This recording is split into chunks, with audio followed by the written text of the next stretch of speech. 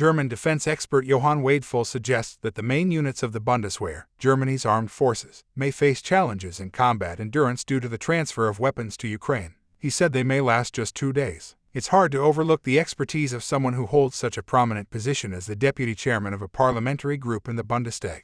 The deputy pointed out that, even though orders have been placed for equipment and armaments, the German army is still waiting for their delivery. All right, let's go ahead and take a look at the equipment that the German armed forces currently hold. It includes 295 Leopard 2 tanks, 350 Puma armored vehicles, 382 Marder armored vehicles, roughly 400 Weasel 1 and 2 armored vehicles, 400 Boxer armored transport vehicles, 134 self-propelled howitzers PZH-2000, 33 M270 MLRS rocket launchers, 86 self-propelled mortars, 143 Eurofighter Typhoon multi-role fighter aircraft, 75 Panavia Tornado multi-role strike aircraft, 51 Tiger attack helicopters, and a variety of other weapons, 6 submarines, 11 frigates, 5 corvettes, 12 mine countermeasures, and a variety of support ships. By the end of the Cold War, the force composition looked quite different from what is shown here. The arsenal of the Bundeswehr has been given a major makeover with significant reductions, modernization, and reorganization.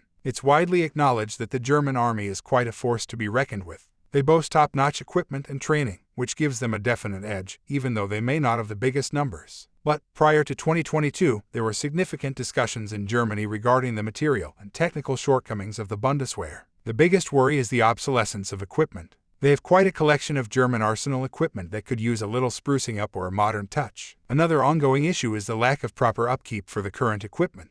There have been instances where a good chunk of the equipment just stopped working because spare parts were nowhere to be found or maintenance was seriously lacking. Just to give you an idea, out of the 53 Tiger helicopters in 2018, only 8 were still up and flying as of January 2020. In April 2022, the German Minister of Defense made a rather gloomy announcement about the ongoing maintenance issues plaguing German Tiger helicopters. According to the minister, only a measly 9 of these aircraft are currently in working order. Furthermore, the Bundeswehr faces challenges in swiftly and efficiently addressing crises due to logistical and support issues. The German army faced a shortage of logistical systems, spare parts, and supplies needed to sustain military operations. In November, Berlin unveiled its latest defense policy guideline titled Die Verteidigungspolitische Richtlinien. It's quite the game-changer for Germany's defense strategy. Germany is all about strengthening the international rules-based order, promoting stability in European communities, and bolstering defense. According to the directives, it's absolutely essential to give the equipment and weaponry of the German army a modern makeover, while also beefing up the nation's cybersecurity capabilities and personnel. Unfortunately, the document fails to give an exact number for the future personnel of the Bundeswehr.